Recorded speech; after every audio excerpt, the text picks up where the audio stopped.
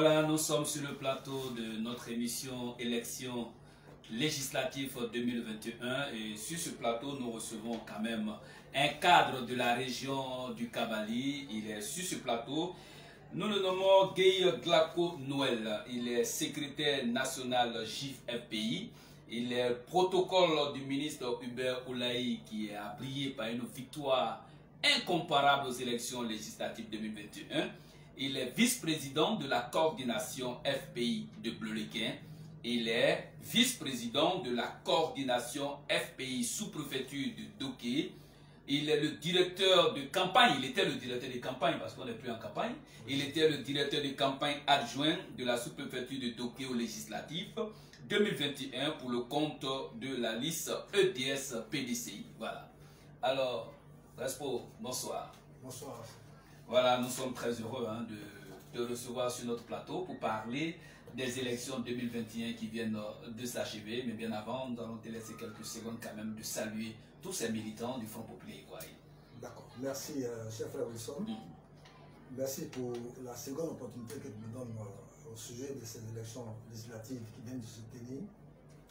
Pour rappel, on a eu une émission ici avant même les élections où je t'avais dit, j'avais fait des promesses qu'on irait sur le terrain pour parler à nos parents.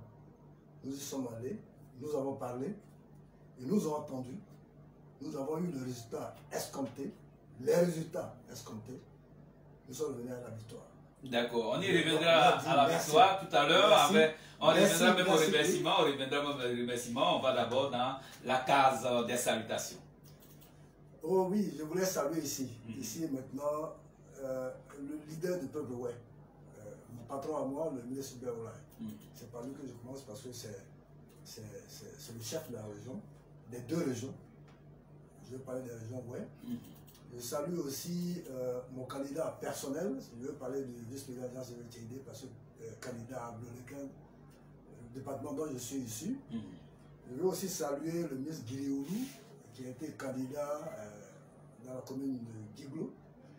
Je voulais saluer le ministre Nyokonté, qui a représenté l'opposition à Taï. Je voulais saluer aussi le frère Frontier Jean, qui était sur la même liste que le vice-président Tchéguidé à Bleulequin. Je voulais aussi saluer le camarade Tibus Moignon, alias Péloran, qui n'a pas démérité à tous les pleurs, bien qu'ayant été battu par la ministre Amloto, n'a pas démérité avec toute son équipe. Je voulais dire, leur traduire toute ma admiration ici, sur ce plateau. Voilà. Et là, on repart aussi dans le Guémon maintenant. Je finis dans le Kabali. D'accord. Je voulais aussi dire merci. Merci à tous les responsables de structures du parti qui, depuis 10 ans, ont cru au parti, ont cru au président Laurent Gbagbo, ont cru aux leaders que sont ceux qui étaient tantôt, le ministre Hubert Oulaï, le ministre Guillaume, le vice-président Jean et surtout le LGA, Niaï Jacques, qui a été celui-là même qui a colmaté les brèches après la crise de 2011. Les brèches, bien sûr, du parti du Front populaire ivoirien, dans la région du Kabali. C'est avec lui qu'on a parcouru amour et campement pour resserrer, pour arroser la graine du Front populaire ivoirien. C'est tout d'abord cette vidéo. Merci. Qu'est-ce qu'il a fait? Donc, le frère, mon frère, l'honorable Yoté Innocent, je veux parler du gouverneur Seyi Gaspard, je veux parler de M. Do Simon, je veux parler du grand frère. Lui, c'est mon grand frère parce qu'on s'est beaucoup côtoyé dans la lutte. Je veux parler du député commune, je veux parler de Denas, de Ignace. Voilà, je veux le saluer. C'était pas gagné. C'était pas gagné pour quelqu'un comme Lenas. Je sais comment il a commencé, comment on a commencé en tant que SN, simplement d'avoir responsable de coordination. Et puis après le congrès de Moussou, il est passé SN avec son jeune frère Bilou. Ils ont commencé à travailler avec les Aéblis, avec comment j'avais dit, docteur. J'oublie le nom. L'émotion, quand vous avez gagné, quand la victoire va arriver, tout à fait. L'émotion fait que l'oublie certainement. Je vais parler du docteur Sonzaï. Je vais parler du docteur Sonzaï. je vais parler de tout ce groupe, hein, de Monoru Yvette, je vais parler de tout le démon, toutes ces filles-là qui ont cru, qui, au péril de perdre leur vie et même de perdre leur poste professionnel, se sont mis à la tâche et ont travaillé pour qu'on ait ce résultat-là. Je voulais saluer tout cela. D'accord. Merci bien pour les salutations adressées à tous les militants du Front Populaire Ivoirien, EDS. Merci. Et voilà. Alors, on va à notre deuxième préoccupation.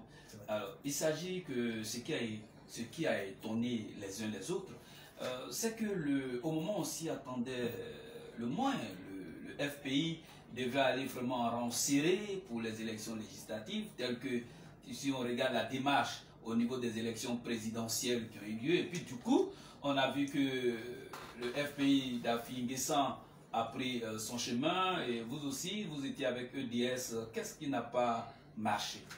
D'accord. Il faut d'abord clarifier les choses.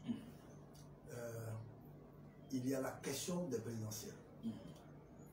Pendant les présidentielles, il y a eu des blocs, si vous voulez, des plateformes politiques qui sont retrouvées dans l'opposition. Alors, tout à l'heure, vous avez parlé de EDS. EDS qui représentait, ou bien qui a représenté FPI Gore. Ça, on en a parlé ici déjà. Alors, il y avait le FPI dirigé par le président Pascal Affi N'Guessan. Le premier ministre Pascal Affi N'Guessan. C'est comme ça que moi je l'appelle. Le premier ministre Pascal Affi N'Guessan. Et il y avait aussi la plateforme dirigée par le président Bédié.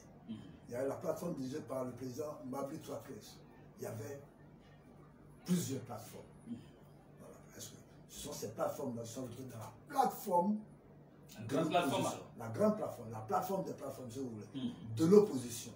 Et qui, pendant les présidentielles, ont donné une position claire.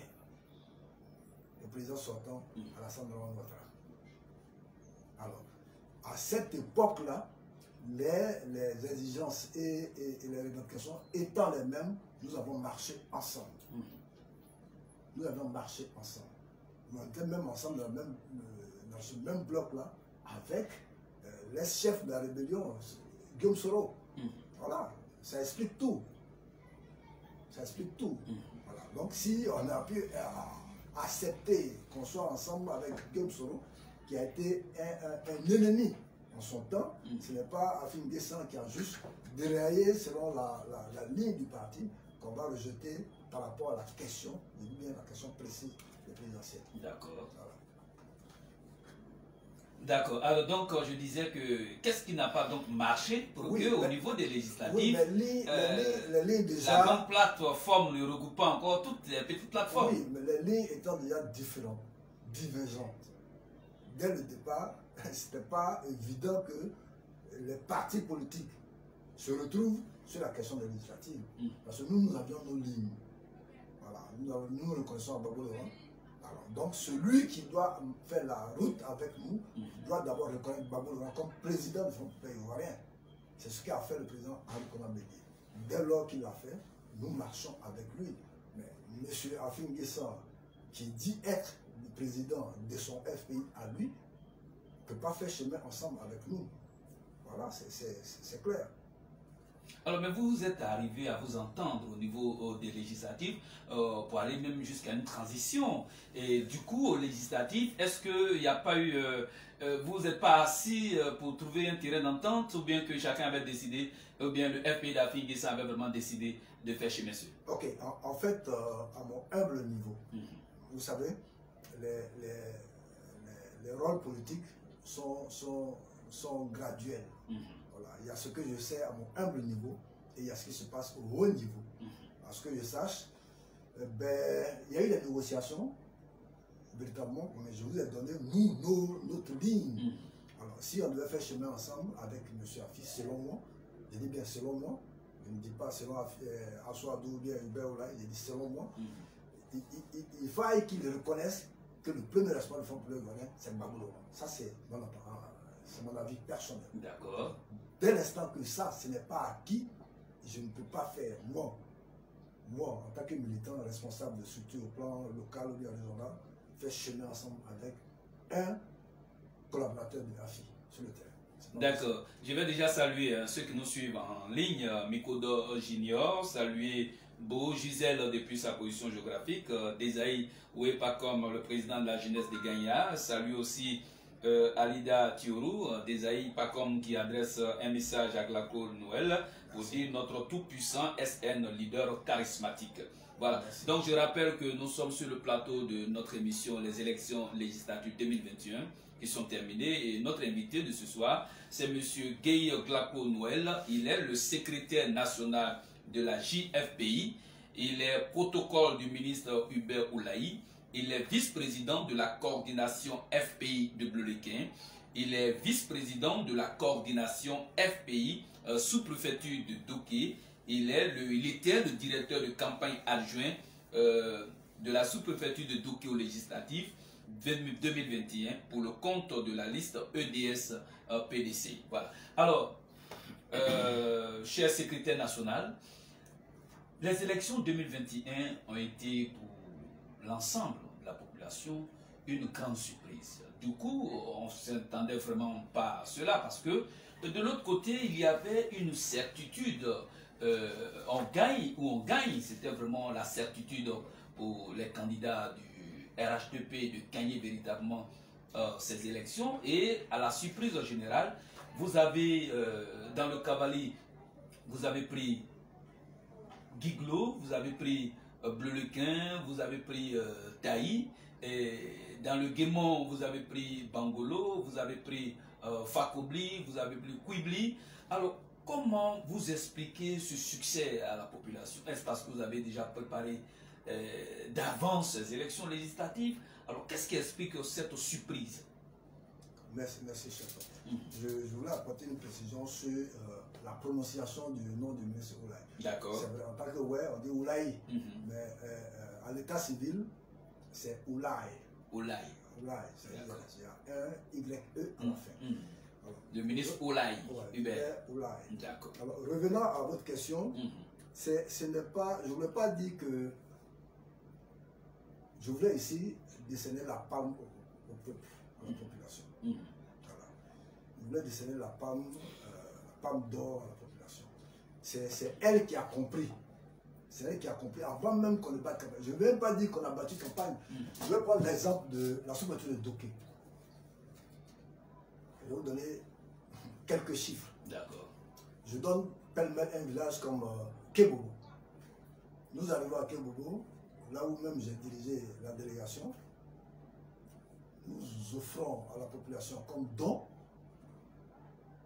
pas plus de 40 000. Là où les autres donnent au-delà de 500 000. Laissez-moi aller. Nous ne donnons pas plus de 40 000. Donc si on a donné un maximum avec les dons personnels ou quelqu'un qui est membre de la délégation qui a reconnu un parent dans l'assistance, ça ne peut pas aller au-delà de 50 000. Le soir, à 4 h du matin, comme des hiboux, voilà, le RDP arrive, le RDR arrive à Kébobo et laisse le montant de 700 000. J'ai dit bien 700 000. À Kébobo, ils ont eu, on dirait, 23 voix. 23. Je ne suis pas venu avec les chiffres. D'accord. Voilà. Je ne suis pas venu avec les détails des chiffres. Voilà, 23 voix. C'était quand même important. Hein? Alors, je veux dire, si la population n'avait pas décidé de tourner le dos à l'arbitraire, si la population n'avait pas déjà fait son choix, notre campagne ne servirait à rien. Alors, c'est pourquoi je voulais dire merci à la population, à nos parents, qui avaient déjà compris. Vous savez, ici, j'ai expliqué la mission d'un député. Je n'ai pas manqué de le répéter sur le terrain. Et nous, notre département a été cité en mauvais exemple. On a eu plusieurs cas de violation de droits humains chez nous durant les 10 dernières années. Mais aucun de lui ne s'est levé et n'a dénoncé, ne serait-ce que dénoncer les actes barbares et criminels qui ont été posés à l'encontre de nos parents. Ça, nous l'avons dit. Et ça, c'était le travail du député. Ça, c'est le travail du député. Nous l'avons dit. Mais avant même qu'on le dise, qu'on leur rappelle cela, ils avaient déjà ça en mémoire. J'ai tenté aussi de leur dire, sinon je leur ai rappelé que la mission du député, c'est d'attirer l'attention des entreprises comme celle qui a construit la route Blolequin tout le plus. Et cette société n'a donné aucun accès à ces villages qui ont été franchis par la nouvelle route. Le rôle du député, c'est d'aller vers le ministre des Infrastructures économiques, le ministre de la route, pour leur dire, mais pour lui dire que votre entreprise travaille mal chez moi. Dénoncer pour que tous ces injustices soient réparées. Ça n'a pas été fait. Je m'arrête là. Quand je prends ces deux éléments, les députés sortants ont échoué et le score l'a démontré. Je m'en vais vous dire qu'à Blolequin, nous avons battu. Moi, c'est le RDR que je vois, les autres listes, c'était l'amusement. Tout le respect que je leur dois. Je veux dire que ce n'était pas nos adversaires. Moi, mes adversaires, moi, en partant d'Abidjan, c'était le RDR. Ce RDR de M. Damon Ouattara que je devais battre à plat couture. Et je l'ai fait. Il y a une différence de 3284 voix. J'ai dit bien, à Blolequin, 3284 voix de différence. Ça fait plusieurs députés en Côte d'Ivoire. 3280 font plusieurs députés en Côte d'Ivoire. Voilà. Parce qu'il y a des députés qui ont gagné une différence de 84 voix, de 50 voix et qui sont devenus députés. J'en ai 3284 voix de différence à Blolequin. Ce n'est pas rien. Ça démontre la maturité de mon peuple. J'ai fait un post sur Facebook. Il y a des gens qui ont interprété, mais ils n'ont pas compris. Je leur ai dit que moi j'ai une ligne politique, c'est une idéologie. Il y a un établissements qui a commenté qui a dit qu'au village, on ne voit pas l'idéologie. Je lui ai dit que c'est faux. Ceux qui sont au village désormais sont connectés sur les réseaux sociaux. Ce n'est pas le parent d'avant qui ne savait pas écrire haut. Aujourd'hui, ils font le même débat intellectuel que toi, ceux qui sont résidents. Voilà. Donc je dis, je salue mon peuple, on s'est entendu, nous avons communié, on a gagné ensemble. Ce n'est pas notre victoire à nous, c'est la victoire de la population. D'accord. Alors, quelle lecture qu'on peut faire après les élections législatives pour ce qui est des municipales qui arrivent? Je vais aller plus loin. Les municipales, c'est un peu circonscrit. Mais je vais au-delà, je vais au niveau de la région. Je vais au-delà c'est-à-dire au-delà des municipales, mais j'attaque le niveau de la région. C'est un chiffre avec 3000 voix de différence, plus de 1000 voix à Guiglo, plus de 500 voix à Taï, et avoir perdu, parce qu'on est allé en rang dispersé à tout le pleu, à moins de 500 voix, démontre que la région, c'est-à-dire le poste de conseil régional, c'est d'abord un acquis. Il faut que celles qui occupent provisoirement le sachent à partir de ce soir, ou bien depuis l'annonce des résultats des législatives. Ça, c'est un. De deux, les municipales, pour revenir à votre question, je voulais dire, le FPI, EDS, a décidé d'aller à toutes les élections depuis le congrès de Moussou. Nous serons présents à ces échéances électorales. Voilà. Au mois venu, vous saurez qui sera choisi par le parti, parce que chez nous, c'est la discipline. Celui qui sera choisi par le parti, nous allons nous ranger derrière lui pour l'accompagner et œuvrer pour que, au soir de ce scrutin-là, on ait la victoire, comme ce fut le cas, mais ça a été le cas au législatif. D'accord. Et vous avez dit sur votre blog, désormais, chacun connaît son poids politique. Qu'est-ce que ça veut dire? Ça veut tout dire. Ça veut tout dire. En fait, vous savez, la situation politique de Blolequin, dans le Cavali, ou bien dans l'Ouest-Ouest, a ressemblé à une histoire où quelqu'un arrive dans un village où tous les habitants sont à leurs activités champêtres. Et il arrive et trouve que des enfants, et là il établit son autorité. Pendant que les vrais responsables de ce village, de cette localité, sont à leurs occupations champêtres. Le soir venu, ces derniers rentrent au village et chacun reprend son pouvoir là où il avait laissé. C'est cette situation que nous vivons aujourd'hui. Alors, je suis en train de vous dire... D'accord, on va voir si l'appel répond ici. Attention.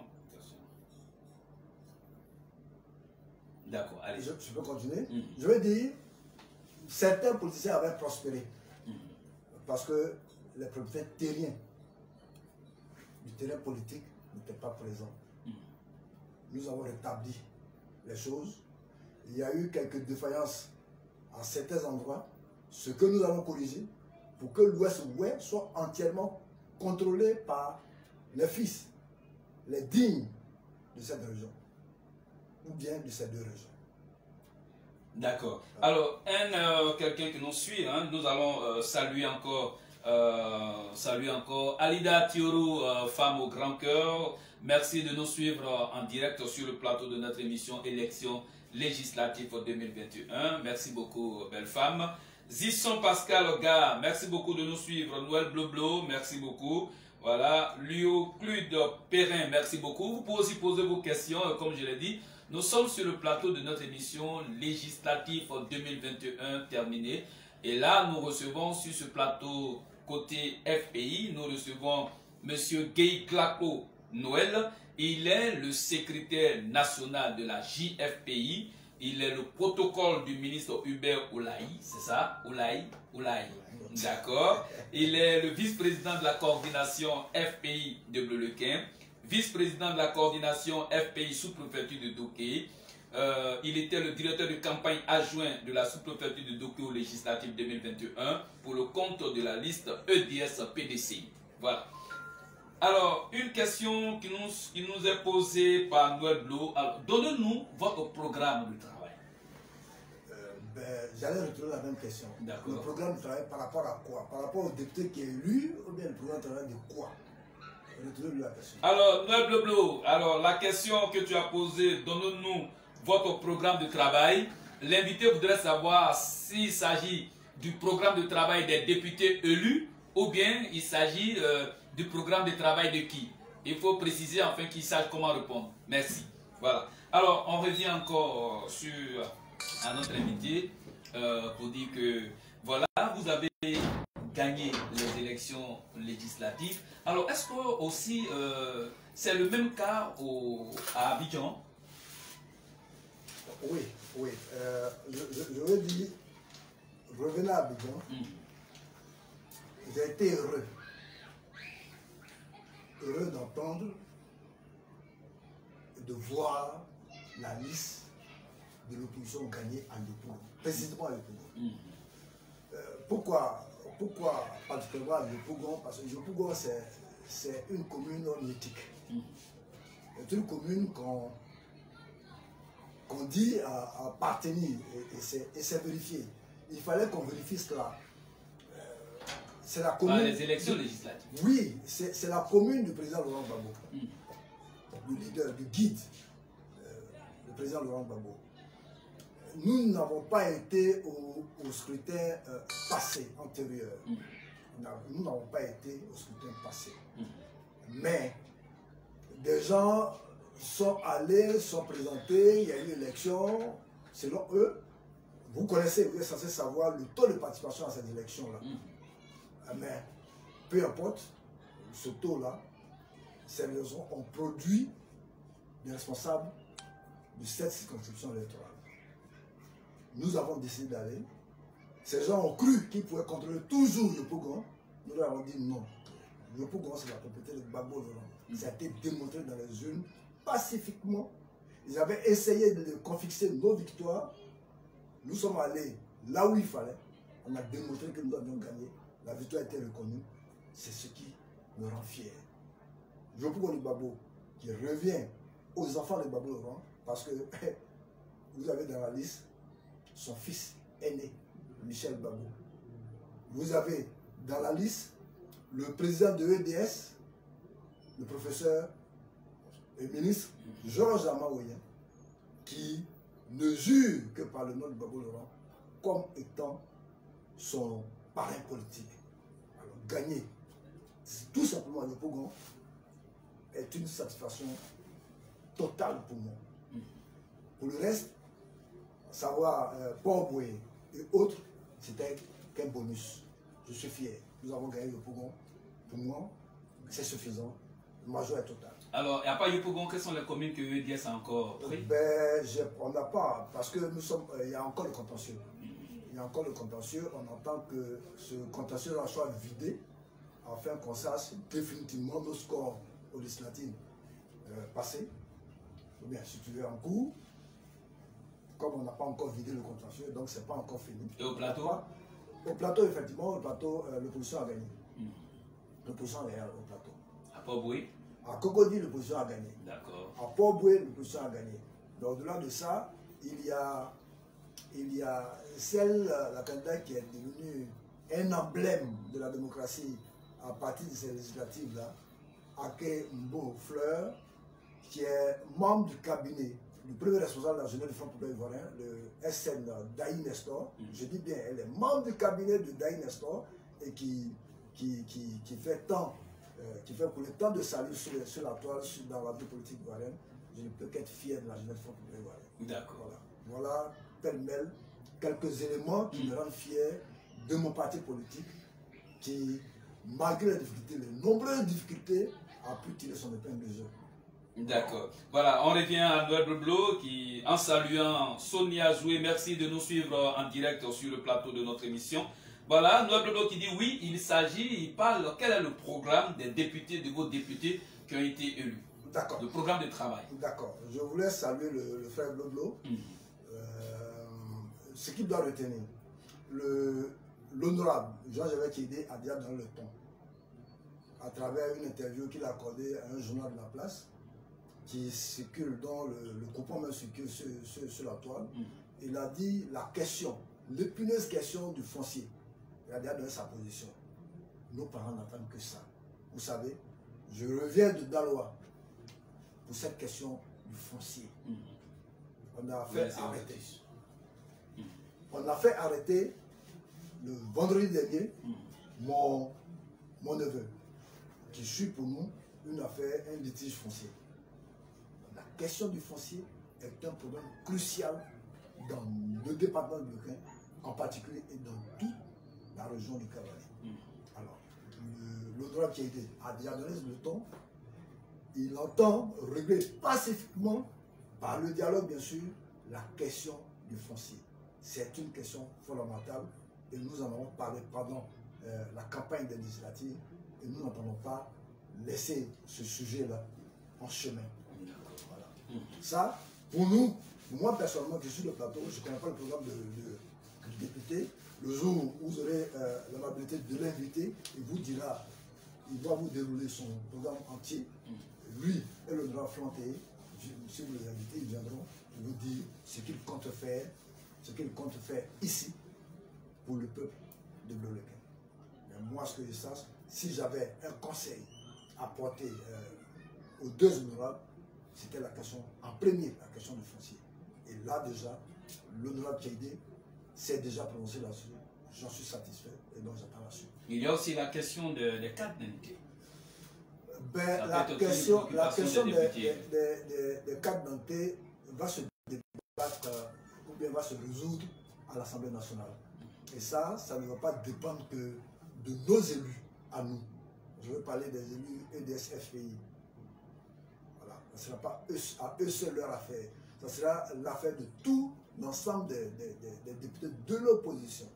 Parce qu'il faut savoir que ceux du parti au pouvoir ont déjà tranché la question. Ils ont demandé à la pauvre population de payer la carte d'identité à plus de 15 à 20 000 francs. Et quand on dit 5 000, j'ai déjà fait la démonstration ici, ce n'est pas le montant réel. Parce qu'avant d'arriver à payer les frais aux impôts bien au trésor de 5 000 francs de quittance, il faut d'abord avoir fait le certificat de nationalité, les frais de naissance et autres, et le transport, aller-retour et autres qui sont faramineux. D'accord. Nous allons résolument vers la fin de cette émission. On revient déjà. Oui, déjà, on revient à une autre préoccupation. Alors, pendant les campagnes, les pré-campagnes et les campagnes, du côté du RHDP, on se posait la question de savoir comment se fait-il que vous n'avez pas participé, vous avez boycotté les élections présidentielles et vous venez aux élections législatives. Alors, le problème qui nous a tous surpris, alors, vous avez demandé le boycott des élections présidentielles. Les gens ne sont pas allés prendre leur carte d'électeur. Et de l'autre côté, on était certain de gagner parce que tous vos électeurs n'avaient pas de carte d'électeur, ils n'avaient pas pris, d'autres ont été saccagés, brûlés pendant ce temps. Alors, comment, à la grande surprise de cette certaine victoire, comment vous êtes arrangé à aller à ces élections avec ces électeurs? Expliquez-nous un peu ce qui s'est passé. Merci, cher frère. Merci, Wilson. Je crois que vous avez dû entendre ça aussi, entendu ça aussi. Hein? Il faut d'abord commencer par dire qu'en Côte d'Ivoire, il y a deux pouvoirs qui dirigent le pays. Si je peux mettre plus bas pour que tout le monde comprenne. Il y a le pouvoir, si tu veux, exécutif, qui est détenu par le président de la République. Et il y a le pouvoir législatif qui est détenu par le Parlement. Le Parlement, c'est l'Assemblée nationale. Alors, nous avons décidé de ne pas aller aux élections présidentielles, à l'élection présidentielle. Tout simplement parce que les conditions correctes, ou bien idoines pour l'organisation d'une élection juste, transparente, équitable et sans violence n'étaient pas réunies. Est-ce que vous voyez? Très bien. Ensuite, ça c'est la première raison. Deuxième raison, nous avons ces raisons, ces conditions, c'est quoi? C'est la CEI, c'est la liste électorale, c'est les candidats qui ont été rejetés, tout ça. Est-ce que vous voyez? À cette requête, le pouvoir en place n'a pas accepté de discuter avec l'opposition. Pourquoi vous voulez qu'on parte à une élection biaisée? Une élection dont le résultat est connu d'avance. Nous avons cherché quoi cette élection? Juste la figuration, nous avons dit non. Alors, la démocratie aussi, c'est aussi le moyen de boycotter, le droit de boycotter et de trouver le moyen de boycott. Et le moyen de boycott peut être passif ou actif. Est-ce que vous comprenez? Je veux dire quoi? Passif, ça dit qu'on demande à chacun de ne pas sortir comme on l'avait fait au cours des élections passées. Demander à la population de ne pas sortir pour que, à partir du taux de participation, on sache qui a le peuple avec lui. Mais les élections sur le scrutin passé ont démontré que ce pouvoir en place est minoritaire. Mais le pouvoir en place, étant un pouvoir autocratique, n'a jamais tenu compte de l'expression du peuple. Alors, cette fois-ci, je veux parler au moment des élections présidentielles, on a décidé de faire un boycott actif. Ce qui a été fait. Et donc, dans certaines zones, dans certains endroits, les cartes d'électeurs, l'outil ou le matériel électoral a été purement et simplement saccagé. Il n'y a pas eu d'élection présidentielle en Côte d'Ivoire. Ça a été su de tout le monde. Mais le pouvoir s'est autoproclamé vainqueur. Et ils mettaient de façon illégale le pouvoir d'État dans leur poche. Nous disons, malgré que nous soyons allés aux législatives qui viennent de se tenir, nous ne reconnaissons pas ce pouvoir-là pour l'instant. Parce qu'il n'est pas légal. Mais quand on ne reconnaît pas un pouvoir, on ne travaille pas le pouvoir. Or, les députés, vous allez travailler avec le pouvoir. Non, j'en arrive. Donc, j'ai expliqué le pouvoir exécutif. Le pouvoir législatif, il est différent du pouvoir. C'est un contre-pouvoir. Le pouvoir législatif est un contre-pouvoir du pouvoir exécutif. Est-ce que vous voyez? Alors, nous avons décidé d'aller à ces élections législatives pour faire effectivement le contre-poids à l'Assemblée nationale. Vous voyez, vous avez posé la question tout à l'heure concernant la question des cartes d'identité. Mais cette question a été évoquée à l'Assemblée nationale et des députés, des représentants de la population ont opté pour l'achat, pour le paiement de la carte nationale d'identité qui avait été délivrée gratuitement pendant que la Côte d'Ivoire était en guerre sur Gbagbo Laurent. Le pays était divisé et ne percevait pas d'impôts sur pratiquement 60% de son territoire. Mais Gbagbo Laurent a endossé les charges de la confection des cartes d'identité avec 40% de son territoire. Il a fait pour son peuple. Là où on nous dit la Côte d'Ivoire est désormais un pays puissamment reconnu au plan économique et étant même devant certains pays européens au plan économique, ce pays-là, cette Côte d'Ivoire-là, n'est pas capable d'offrir une CENI à sa population. Est-ce que vous voyez? Vous pensez que si nous ne sommes pas allés à ces législatives et que c'est une assemblée monocolore qui continue de légiférer après ce scrutin, il y aura un changement? Ce n'est pas sûr. Ce n'est même pas possible. C'est pourquoi nous sommes allés. Nous sommes allés, le cœur meurtri. Mais il fallait qu'on y aille pour rétablir la parité. Aujourd'hui, ce n'est même pas sûr, comme on n'a pas encore les résultats définitifs, que le RDR ait la majorité absolue à l'Assemblée nationale. Dès l'instant que le RDR n'a pas la majorité absolue à l'Assemblée, Dramane Ouattara ne fera pas ce qu'il veut dans ce pays et quand il le veut. C'est ça qui est important. Et c'est ce que les gens doivent retenir. Nous sommes allés à l'élection, mais nous savons aussi que la CEI a une mission. Les candidatures ont été décidés, brûlés, ou bien si vous voulez, saccagés, comme vous l'avez dit. Il faut rectifier le président Alassane Ouattara. Ben, ça c'est selon vous. Est-ce que ces cartes-là ont été décidées, brûlées à certains endroits. Mais la mission de la CEI, c'est de produire ces documents-là, hein, pour que chaque citoyen ait ce document et qu'il s'exprime à chaque scrutin. Ce n'est pas les citoyens, ce n'est pas tous les citoyens qui ont décidé de les brûler. Donc la CEI avait le devoir de produire, ou bien de trouver un palliatif, afin que tous les citoyens désireux de participer à ce scrutin qui vient se dérouler, d'y prendre part. Ça a été fait, on a voté en trouvant des brèches, on a colmaté les brèches, tout le monde a voté, tout ce qui était désireux de voter, ont voté, et le peuple a pu s'exprimer, même si le taux de participation a été faible. D'accord. Alors, si vous avez un message à lancer à vos adversaires que vous avez battus dans la région du Kémon et du Kabali, vous êtes majorité dans ces deux régions. Oui. Si vous avez un message à lancer, quel serait votre message? D'accord. Avant le message, pour éclairer la lanterne de tout le monde, parce que ce n'est pas tout le monde qui a les mêmes informations que vous, je voulais préciser que dans le Kabali, on a remporté l'opposition. Quand je dis on, c'est l'opposition, a remporté 2 sièges à Bloleken, 1 siège à Taï, 2 sièges à Guilgo, commune de sous-préfecture. Ça fait 4 sur 5. Dans le Guémon, on a eu le siège de Fakobi. Je parle toujours de l'opposition.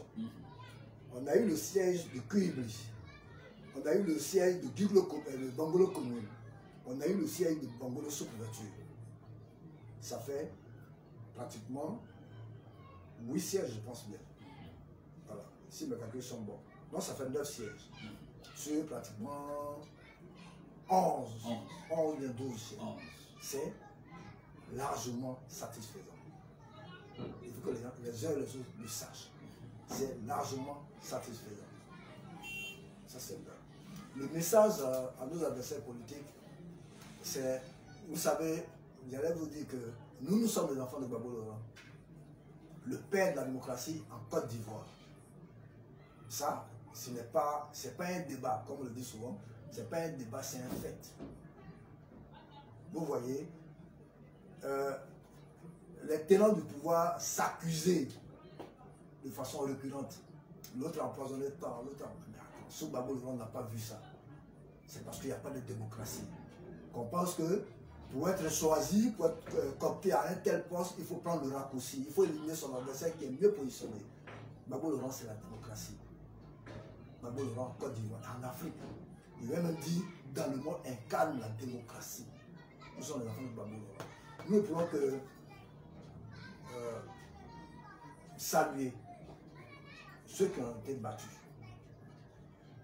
Ce n'est pas des ennemis. Ce ne sont pas des ennemis.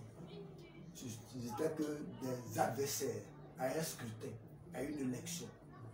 Ils ont été battus. Nous restons des frères. Pas plus tard que hier, j'ai même commenté le post parlant de l'anniversaire de Honorable Aimé Nyossien. J'ai commenté, je lui ai souhaité les vœux, les meilleurs. C'est pas... La politique, c'est pas l'animosité. La politique, c'est la fraternité. Mais c'est juste un débat d'idées. C'est un débat d'idées. Aimé Nyossien n'est pas un ennemi. Il a été un adversaire. Il a même été LMP en son temps. Après PDCI, aujourd'hui, c'est quelqu'un, je me dis, c'est amicalement, je veux dire, il reviendra à la maison quand nous reprendrons le pouvoir, certainement. Il reviendra à la maison. Et je veux dire, on n'a pas d'ennemis dans le cavalier, dans le démon. C'est des frères qui ont choisi une voie qui, selon nous, n'est pas la meilleure pour notre population, pour nos régions. On leur dit, vous êtes dans la mauvaise voie parce que ceux avec qui vous êtes au pouvoir n'ont pas d'amour pour notre peuple et pour nos régions. Alors, pourquoi pactiser, pourquoi collaborer avec quelqu'un qui n'aime pas ton peuple?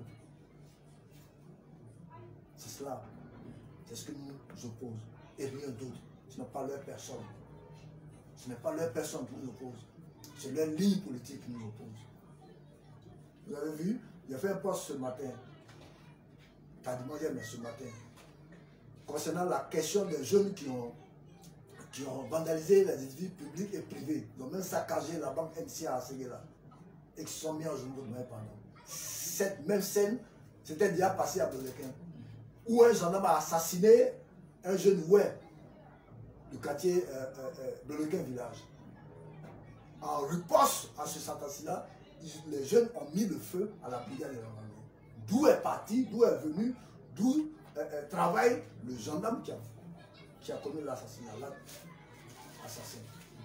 En retour, ces jeunes ont été arrêtés et déférés à la prison de Daloa. D'autres ont eu la chance d'en ressortir. Certains, ils sont encore. Je me suis posé la question ce matin, demander est-ce que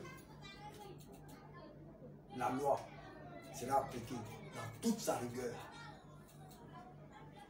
Parce que là-bas, c'est le bastion du RDR. Est-ce que ce qu'on a fait à l'ouest, dans mon Blolequin natal, on fera pareil à Séguéla? Si ce n'est pas le cas, ceux qui sont RDR sont là-bas juste pour leur poche et non pour le peuple.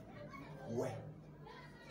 Dont ils se réclament et pour le nom de qui ils pensent, ils font croire qu'ils parlent. Pour finir, je voulais profiter de votre micro. Parce que, vous savez, les élections, c'est beaucoup de choses. C'est beaucoup de choses. On a entendu pêle-mêle beaucoup de réactions des anciens responsables, même de futurs, nous, notre parti, qui ont battu campagne contre nous. Je ne citerai pas de nom. Je pense que les concernés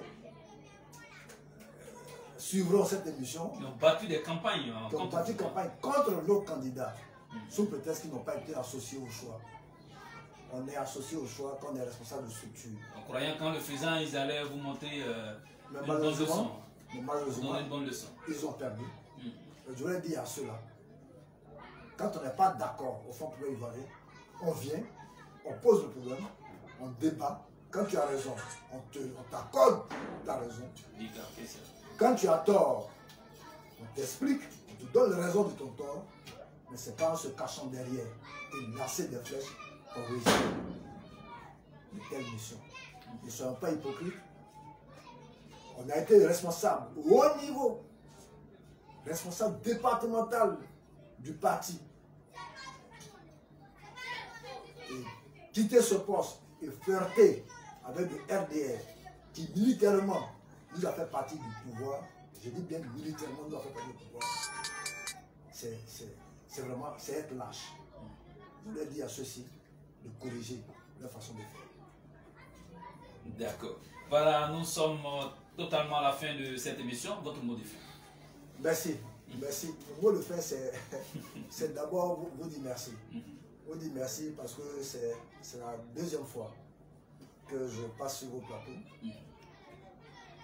Pourtant, je ne suis pas le seul à solliciter vos plateaux, vu l'intérêt que les gens accordent à votre chaîne. Mais c'est nous qui vous sollicitons. Oui. Mais en même temps, la part des choses. Oui, mais en même temps, nous sommes ravis de venir tout le monde. D'accord. Voilà, parce que c'est pas sur toutes les chaînes qu'on accepte de partir. Hein, qu'on accepte de partir. Alors, donc, je voulais vous dire merci. Merci pour les nombreuses invitations. Je voulais profiter aussi pour dire merci. Je suis à France Baoula. Nous, c'est comme ça, on enlève la sueur. C'est pas elle le tous. Alors, je voulais dire merci aux frères qui ont été défaits pacifiquement. Mais il y a une chose qui a retenu mon attention dans le scrutin de Blondequin.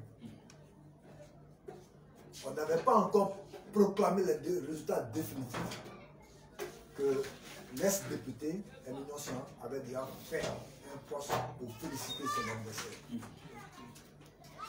Pour féliciter ses adversaires. Ça, c'était un acte sage. C'est un acte à saluer. Je veux donc profiter de vos antennes pour lui dire merci. Merci pour sa grandeur. Merci pour ce qu'il a pu faire, poser comme acte. Au-delà de ça, je voulais dire merci à tous ces responsables de structure, de mon parti bien sûr, et du parti frère de PDCI avec qui nous avons fait chemin à Blondequin. La collaboration a été saine, ce qui nous a permis d'avoir le résultat dont les chiffres nous ont été donnés. Je voulais saluer nos affrontés. Je voulais saluer son directeur de campagne, Bégué. Je voulais saluer son suppléant, Waïtiri, qui est mon neveu à moi. Je voulais saluer l'honorable Zisson, Pascal Docteur Zisson, qui est actuellement, je sais qu'il suit, mais qui est en service à Nabou. Je voulais saluer l'honorable, on l'appelait VP, mais c'est désormais l'honorable Jean-Gervais Keïdé, qui, pour sa première mise, a eu la cagnotte. Parce que généralement, les gens y vont une fois, deux fois avant d'avoir la cagnotte. Mais lui, à sa première mise, il a raflé la cagnotte. Je voulais dire merci. Merci aussi à son directeur de campagne, Kéhi Laurent. Merci à tous ces jeunes, Alain Noka, Jean Dominique, Thierry, Dr Thierry, Thierry Joël, Ma Alain, Sokia Jérôme, à Madame Doué. Je voulais dire merci. Merci à tout cela. Merci au fédéral, Tagnon de Julien, à son équipe, Ba Emmanuel, à Louis Michel, père son âme, le secrétaire de section, qui est mort pratiquement à la veille des législatives, le secrétaire de section de Medibli, qui est mort juste à la veille des législatives. Cette victoire lui est dédiée. Je voulais dire merci à tous ceux qui ont travaillé. Merci. Merci aussi à vous. Merci aussi à vous d'avoir accepté de venir à notre invitation. C'est une fierté pour nous. Merci pour chaque fois cette disponibilité. Je rappelle que nous étions sur le plateau de notre émission Élections législatives 2021 terminée. Et notre invité de ce jour était M.